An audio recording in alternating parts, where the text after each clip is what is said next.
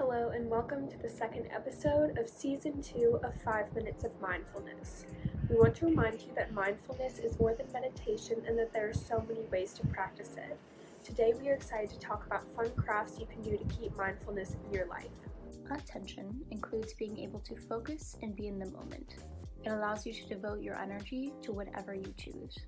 Lastly, attitude within mindfulness encourages you to approach everything in a non-judgmental way and open yourself up for every possibility. One fun craft that practices mindfulness is a glitter jar. You can use this jar as a metaphor.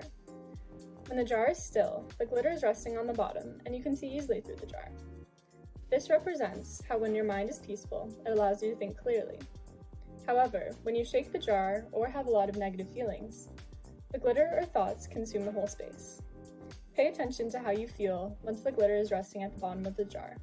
It's an important reminder that everything always settles again. So, how do you make this jar? It's super simple. All you'll need is a mason jar or clear bottle, glue, glitter, water, and if you want, a little bit of food coloring. First, add glue to fill up about a third of your bottle. Next, add the glitter.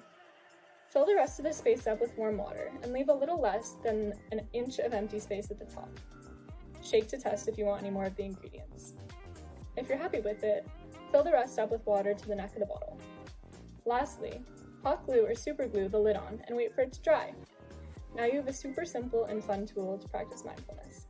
Mindfulness can be practiced in so many ways, whether it's through using a glitter jar or through different hobbies like yoga, taking baths, reading, gardening, knitting, baking, and home decorating. There are so many options. It's all about what helps you think with intention, attention, and a positive attitude. Thanks for joining us today. We will see you in the next episode.